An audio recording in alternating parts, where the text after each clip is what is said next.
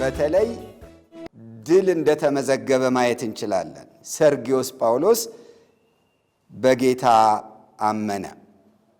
ስለዚህ ምንም ተግዳሮት ያለበት ዓለም ውስጥ ብንኖርም የተለያዩ ተቃውሞዎች የሚገኙበት የወንጌልን ሥራ ለማደናቀፍም ሆነ ለመገዳደር ሰይጣን በሙሉ አቅሙ በሚተጋባት ዓለም ውስጥ ብንሆንም በታማኝነት የጌታን ሥራ የምንሰራ ከሆነ ውጤት ይገኛል። አሁን ይሄ አገረ ገዢ መሪ በማመኑ ከሱም የተነሳ የሱ ምሳሌነት ለብዙዎች መዳንም ምክንያት ይሆናል። በአሕዛብ አገር ከአሕዛብ የሆነ ሰው አመነ። ስለዚህ ቤተ ክርስቲያን በየቦታው እንዲሁ ነው የሆነች ያለችው።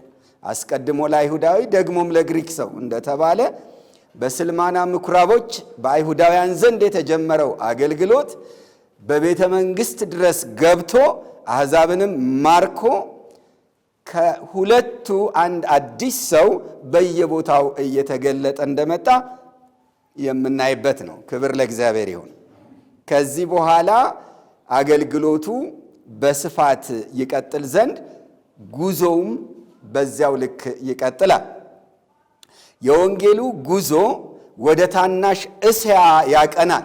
ከሜዲትራንያን ባህር ከቆጵሮስ ደሴት ይወጣና ወደ ሰሜን አቅጣጫ ይጓዛል።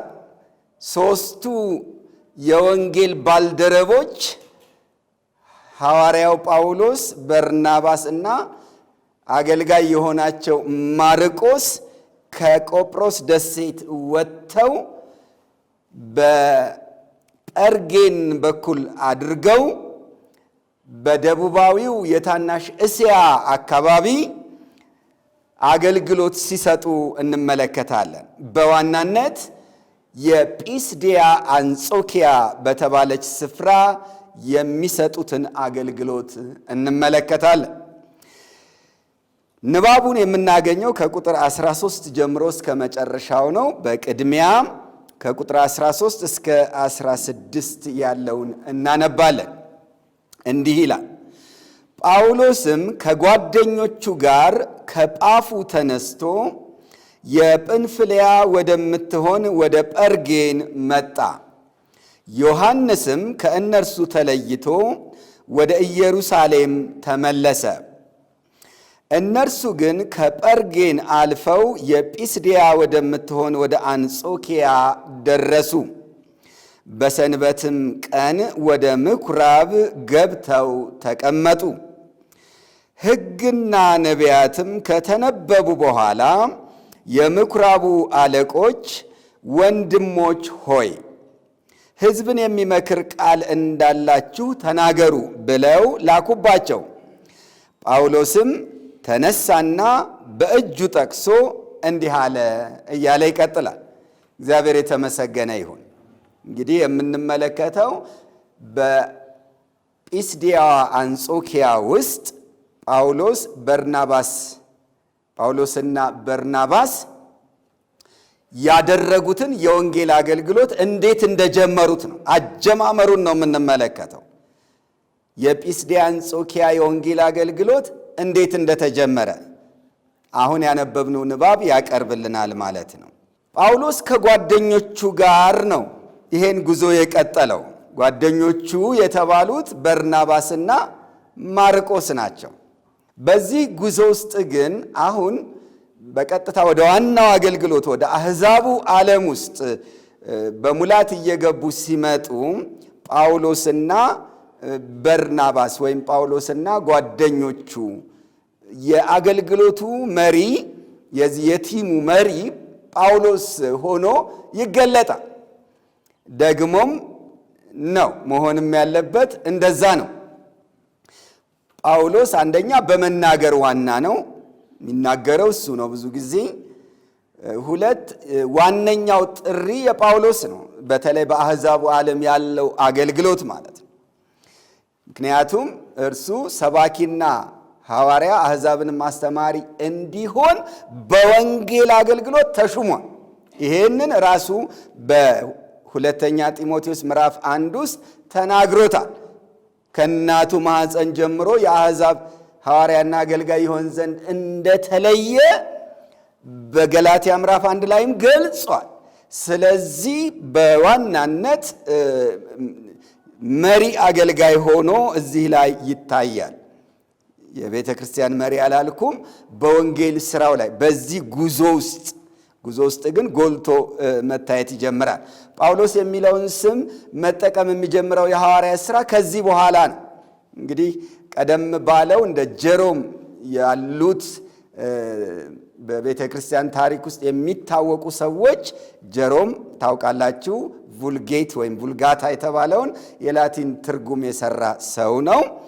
እንደሱ ባሉ አንዳንድ የጥንት ቤተ ክርስቲያን ሰዎች ምክንያቱን ሲናገሩ እንደው እንደ መታሰቢያ ማለት በአሕዛቡ ዓለም አገልግሎት ውስጥ ይሄንን ሰርግዮስ ጳውሎስ የተባለውን አገረ ገዢ በማሳመኑ በዚያ ላይ የእርሱን ስም በራሱ ላይ በማድረጉ እንደ መታሰቢያም እንደ ማስታወሻም ሆኖ እንደተሰጠው ነው። ጳውሎስ የሚለው የስሙ ትርጉም ትንሽ ማለት ነው በእርግጥ። ስለዚህ ስሙን ለመቀበልም በደስታ የሚቀበለው እንደሆነ እናስባለን። ለምን ጳውሎስ ምንም እንኳን በአገልግሎቱ ትልቅ አገልግሎት የሰጠ ቢሆንም ከሁሉ ይልቅ የደከመ ቢሆንም ስለ ራሱ ያለው ግምት ከሁሉ የማንስ እንደ ጭንጋፍ የሆንኩ የሚል ነውና እሱ የያዘውን የዝቅተኛ ስፍራ ሊገልጽለት ይችላል። ይሄ ጳውሎስ የሚለውን ስምና በዚህ ስም እየተጠራ እንደቀጠለ እንመለከታለን። እንግዲህ ይህ ስሙ ትንሽ የተባለው ሰው ትልቅ ሥራ ለመስራት ጉዞውን ቀጥሏል። ከጳፉ ተነሱና 3ቱ አገልጋዮች ወደ ጵንፍልያ መጡ። በሜዲትራንያን ባህር ዳርቻ ላይ የሚገኝ የታናሽ እስያ ክፍለ ሀገር ነው ጵንፍልያ። ያ ጵንፍልያ ዋና ከተማዋ ደግሞ ያው ጴርጌን የተባለች ከተማ ናት። ወደቧ አጣሊያ የምትባል እንደሆነች በኋላ በምዕራፍ 14 ውስጥ እናገኛለን። በጵንፍልያ እያሉ ገና ከባህር ወጥተው ያው ወደ ከተማ መግባታቸው ነው። እንደዛ አይነት ደረጃ ላይ ጉዞ ከተጓዙ በኋላ አንድ ነገር ተከሰተ። ከ3ቱ አንዱ ወጣቱ አገልጋይ እነሱንም እያገለገለ የነበረው ዮሐንስ ማርቆስ የተባለው ዮሐንስ ማለት ነው፣ ከእነርሱ ተለይቶ ወደ ኢየሩሳሌም ተመለሰ ይላል። እንግዲህ እስከ ጳፉ ድረስ የተደረገው የቆጵሮስ አገልግሎት ውስጥ ተሳትፏል። አሁንም ጉዞውን መቀጠል ጀምሮ ነበረ። ግን እዚህ ጋር ባልተገለጸ ምክንያት ወደ አገሩ ተመለሰ። የኢየሩሳሌም ልጅ ነው ማርቆስ። የተወለደውም ያደገውም እዛ እንደሆነ መረዳት እንችላለን። ምክንያቱም እናቱ ማርያም ቤቷን ለቤተ ክርስቲያን አገልግሎት የሰጠችዋ ሴት ናት። ስትጠራ እንኳን የማርቆስ እናት ማርያም ተብላ ነው የምትጠራው። ስለዚህ እዛ አካባቢ ብዙ የሚናፈቅ ነገር አለ ከእናቱ ጀምሮ። አሁን ደግሞ በጣም መከራ በበዛበት ተቃውሞ በበዛበት እና ከባድ በሆነ አገልግሎት ውስጥ ነው ያለው። ከሚያውቀው ክልል ራቅ ብሎ እንግዲህ በዚህ ደረጃ ላይ ልቡን ማስፋት የቻለ አይመስልም። በኋላ ላይ የተነገረው ቃል የማርቆስን መመለስ በአሉታዊ መንገድ ነው እንድንረዳው የሚያደርገን።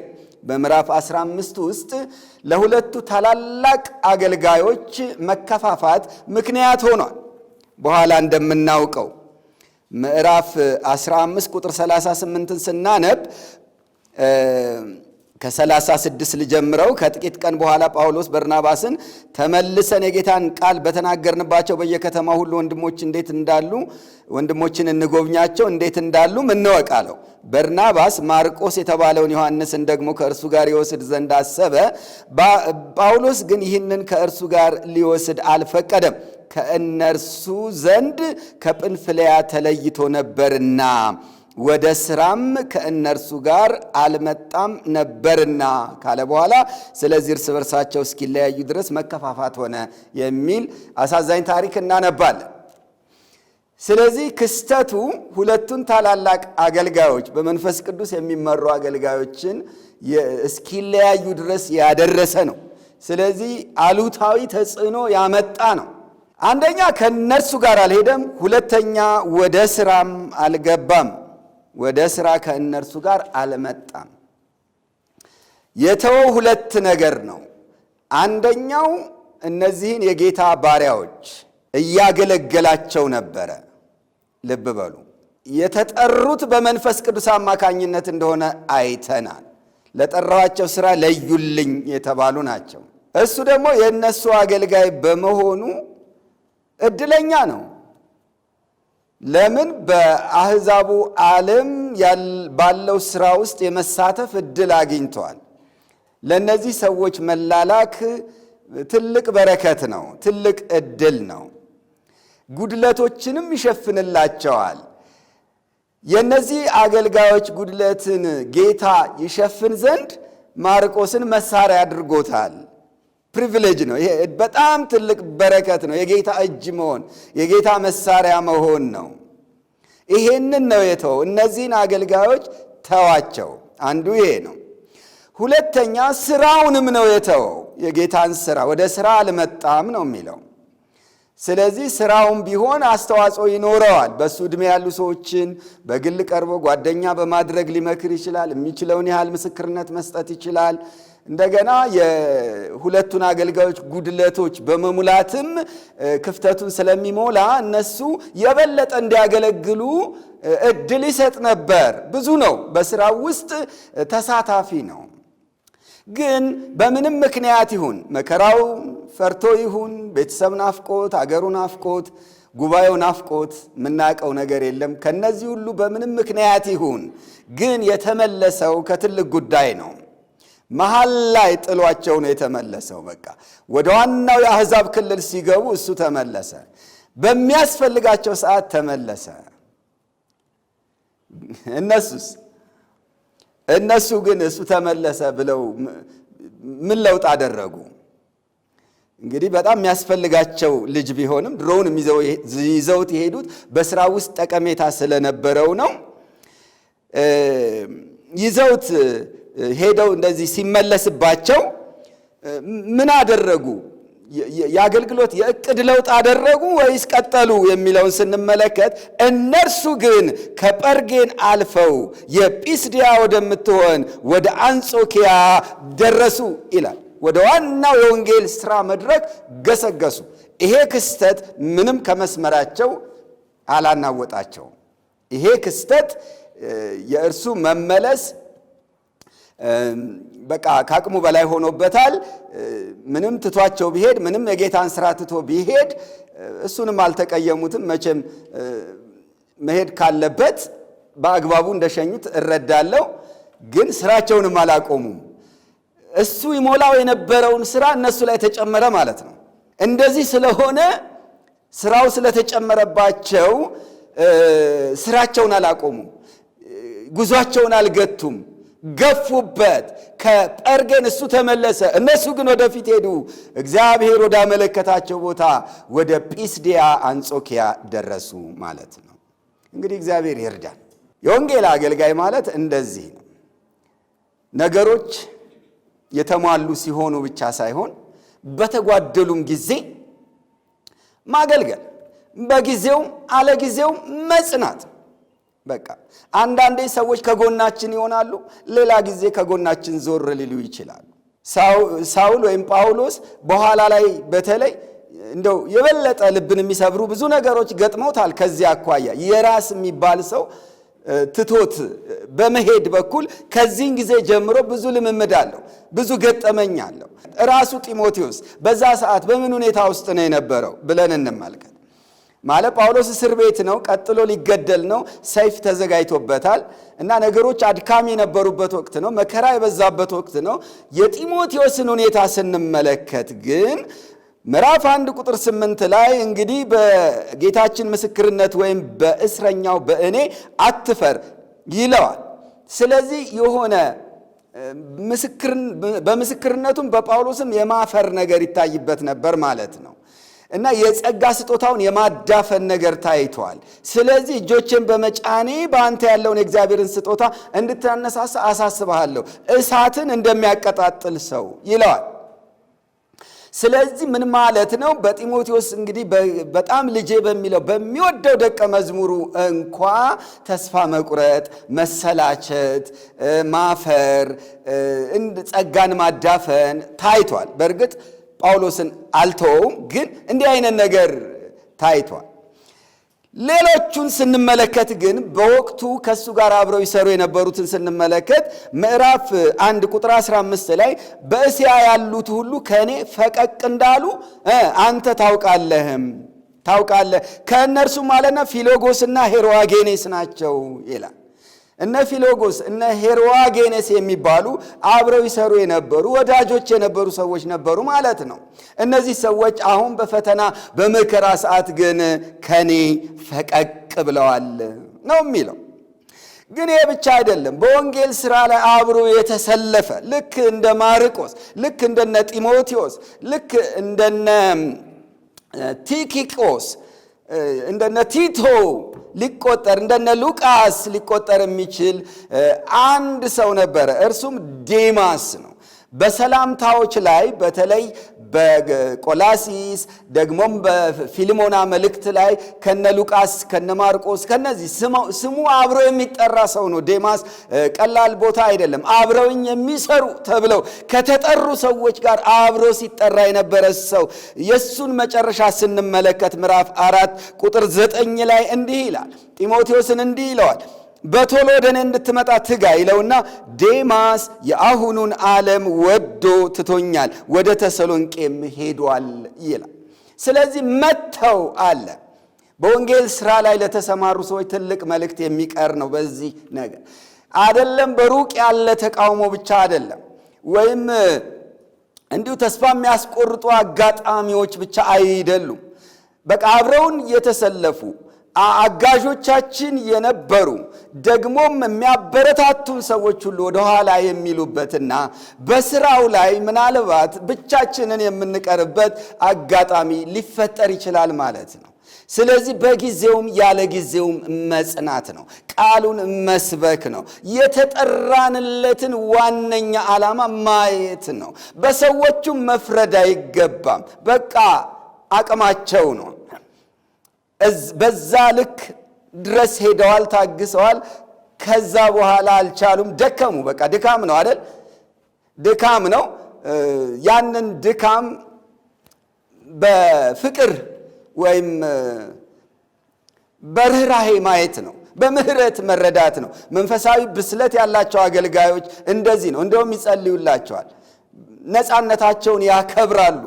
ስለዚህ ድካማቸውን በመቁጠር ሌላ ነገር ውስጥ አይገቡም። አሁን በማርቆስ ኬዝ እንመልከት። በሁለተኛው የወንጌል አገልግሎት ይዘውት ለመሄድ እንደገና እንዲሰማራ ለማድረግ በርናባስ ድጋሚ ጥያቄ ሲያነሳ፣ ሐሳብ ሲያነሳ ሐዋርያው ጳውሎስ አልተቀበለውም። እንግዲህ አለመቀበሉ በፊት ከነበረው ልምድ ነው። ትክክል ነው፣ አግባብም ነው። ያው መጣላት ባይኖርባቸውም ማስረጃ አለው። በተግባር የታየ ነገር ነው። አሁንም መንገድ ላይ ሊደክምብን ይችላል። ብርቱ አይደለም። ልክ ይሄ ጌታ የጌዲዮንን ሰራዊት የፈተሸበት መንገድ ማለት ነው። የጌዲዮን ሰራዊት ብዙ ነበሩ ታውቃላችሁ።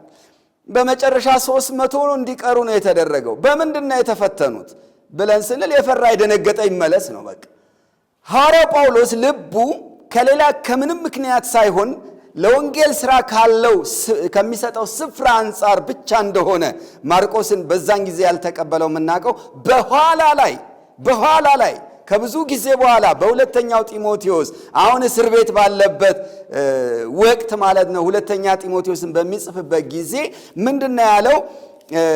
ማርቆስን ይዘህልኝና ይለዋል ጢሞቴዎስን። ለምን ነው ጥያቄው። በጣም አስገራሚ አገላለጽ ነው እዛ ላይ የምናገኘው። ምዕራፍ 4 ላይ ቁጥር 11 ላይ ማርቆስ ለአገልግሎት ብዙ ይጠቅመኛልና ይዘኸው ከአንተ ጋር አምጣው ይላል። በዚህ ሰዓት ማርቆስ ኤፌሶን ነበር ማለት ነው። ስለዚህ ወደ ሮም ስትመጣ እኔን ልትጠይቅ ማርቆስ ቢመጣ ለአገልግሎት ብዙ ይጠቅመኛል። በፊት እኮ ያልተቀበለው ወደ ሥራ አልገባም ብሎ ነው አይደል? ከእኛ ተለይቷል ነው። ስለዚህ ለእኛም አይጠቅምም ለአገልግሎቱም አይጠቅምም ነው የዛን ጊዜው። አሁን ግን ሁለቱም ነገሮች ተገልብጠዋል። ለአገልግሎት ብዙ ይጠቅመኛል፣ ሥራም ይሰራል፣ እኔንም ይጠቅማል እንደማለት ነው። ስለዚህ በዚህ ደረጃ ማርቆስም በኋላ ሲቀበለው እንመለከታለን ማለት ነው። እና በዚህ ወቅት ግን በድካም ወደ ኢየሩሳሌም መመለሱ ድካም ነው፣ ግን በስራው ላይ ያመጣው ተጽዕኖ ግን የለም። ስራውን አልጎዳም። አንዳንድ ልጆች ወይም አንዳንድ ወንድሞች እኛ ስላለን ነው ይሄ ስራ ጥሩ ሆኖ እየሄደ ያለው ይሄ የወንጌል አገልግሎት እንል ይሆናል። አንዳንድ ጊዜ እኔ ባልኖር እኮ ብለን የምንመካ ሰዎች ካለን ከዚህ ልንማር ይገባል። ግልጽ ነው። ባንኖርም ስራው ይቀጥላል። ዋናው ነገር አደራውን የተቀበሉ ሰዎች ታማኞች መሆናቸው ነው። ግልጽ ነው። በቃ ለምን በመሪነት የሚያገለግሉ ሰዎች አይሆኑም? ለምን ከፍተኛ አስተዋጽኦ አለን የምንል ሰዎች አንሆንም? እኛ ባንኖርም የጌታ ስራ ይቀጥላል። ማርቆስ ባይኖርም ጳውሎስና በርናባስ ይዘውት ሄዱ። በቃ በዚህ ልጅ በኩል የነበረውን ጉድለት ራሳቸው እየሸፈኑ ስራውን ይዘውት ሄዱ። እንደዚህ ነው መሆን ያለበት። ሰው ጎደለ ብለን ይሄ ነገር በቃ የሚሰራ ሰው የለም ብለን የጀመርነው ነገር ላይ የሆነ ለውጥ፣ የዓላማ ለውጥ፣ የስሜት ለውጥ ሊፈጠርብን አይገባም። በልበ ሙሉነት በጀመርነው ግለት የወንጌል ስራን ይዘን ወደፊት ነው መቀጠል ያለብን። የቤተ ክርስቲያንንም አገልግሎት በዛው ኃይል ነው ማስቀጠል ያለብን። አንዳንድ ጊዜ እንኳን አይደለም እንደዚህ በድካም በዲሲፕሊንም ጭምር ጉድለት እያሳዩ ሰዎች በጣም ፋና ወጊ የነበሩ መስራች የነበሩ በጣም ብዙ አስተዋጽኦ የነበራቸው ሰዎች ዞር ይላሉ እና እንደዛ በሚሆንበት ጊዜ አንዳንድ ድንጋጤ ይፈጠራል። አንደኛ ብዙ ሰው ይሰናከላል። ሁለተኛ ከዚህ በኋላ ያ ሰው ሲሸፍነው የነበረውን ስራ ማን ሊሰራው ይችላል ምናምን የሚል ነገር ይፈጠራል።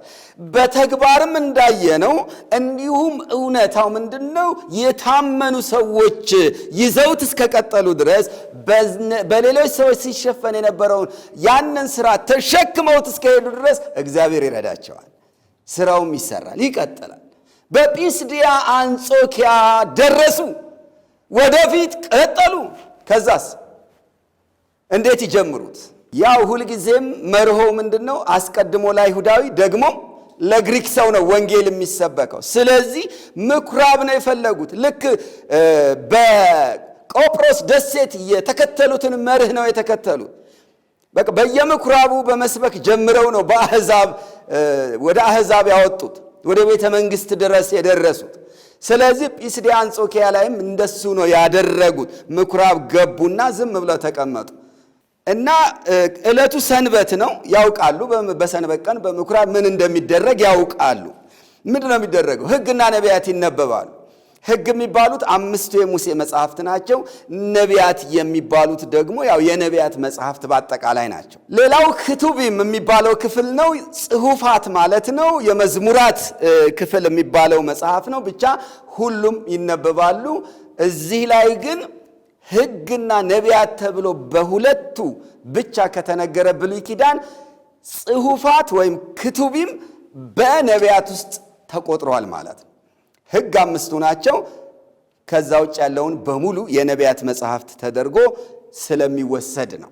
ሕግና ነቢያት ከተነበቡ በኋላ ከተነበቡ የሚለው አነጋገር መጽሐፍቱን መሆኑን ያሳያል።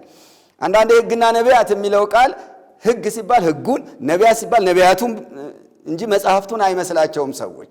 ጌታ ኢየሱስ ክርስቶስ ሕግና ነቢያትን ለመሻር አልመጣሁም በሚልበት ጊዜ የሆነ ሕጉንና ትንቢቱን ይመስላቸዋል ሰዎች። ኖ ሕግና ነቢያት መጽሐፍት ናቸው። ለሙሴና ነቢያት አሉላቸው። ራሱ ይሄ አገላለጽ ራሱ መጽሐፍቱን ነው የሚያሳየው። እና እንዲህ አይነት በመጽሐፍ ቅዱስ ውስጥ የተገለጹ አነጋገሮችን ለይቶ ማወቅ ያስፈልጋል። ሕግና ነቢያት ተነበቡ። ከተነበቡ በኋላ ምን ሆነ? የምኩራቡ አለቆች እንግዶቹን አዩ። የእግዚአብሔርን ቃል የሚሻ መንፈስ ያላቸው ይመስላሉ። ስለዚህ ምን አሉ? ሰው ላኩባቸው። ሕዝብን የሚመክር ቃል እንዳላችሁ ተናገሩ ብለው ላኩባቸው ይላል። እግዚአብሔር የተመሰገነ ይሁን። እንግዲህ ምንም ዘዴ አልተጠቀሙ። እንዴት አድርገን ወንጌል እንስበክ፣ በምን መንገድ እንጠቀም ብሎ ሲመካከሩ አናያቸው። ዘዴ ሲፈልጉ አንመለከትም። እነዚህ ሁለት አገልጋዮች ሄደው ተቀመጡ። በቃ ሌላ ምንም ነገር ያደረጉት ነገር የለም። ጌታ በሩን እስኪከፍትላቸው በጽሞና ነው እየተከታተሉ ያሉት። የጌታን ሐሳብ ነው እያደመጡ ያሉት። የሄዱት ከቤት ሲወጡ ምኩራቡ የሄዱት እንሰብካለን ብለው አይመስልም። ዝም ብለው ሄደው ተቀመጡ። ሰንበት ስለሆነ የት ይሄዳሉ ታዲያ? ቢያንስ የሚቀርበው የአይሁድ ምኩራብ ነው ለነሱ። ከአሕዛብ ጋር ሌላ ቦታ አያሳልፉም። ሕግና ነቢያት የእግዚአብሔር ቃል ናቸው። እነዚህ ሰዎች እነሱ በገባቸው የጸጋ ወንጌል መሰረት እነዚህን መጽሐፍት ባይረዷቸውም ቢያንስ የእግዚአብሔር ቃል ነው፣ ሲነበብ ማድመጥ ነው። እንግዲህ በዚሁ እግዚአብሔር ሰው ከሰጣቸው ይስጣቸው። ግን ያን ቀን ቢያንስ እዛ ለማሳለፍ ሄዱ። እግዚአብሔርም በሩን ከፈተ። ክብር ለጌታ ይሁን። እድል ተሰጣቸው። ሳይጠይቁ እኮ ነው። ምን ነግራችሁ ነገር አለ፣ አንድ ጊዜ አድምጡን አላሉም። ሕዝብን የሚመክር ቃል እንዳላችሁ ተብሎ በእንግድነት ሲጋበዙ እንመለከታለን። ክብር ለጌታ ይሁን። በዋናነት ልባችን የሞላ ይሁን። በቃ ስለሆነ አካባቢ አሁን ሸክም ይኖራቸዋል። ስለሆኑ ሰዎችም እንደው እዚሁ በቅርብ እንውሰደው። ልባችን ውስጥ በቃ ወንጌል ልንነግራቸው የምንፈልጋቸው ሰዎች ይኖራሉ።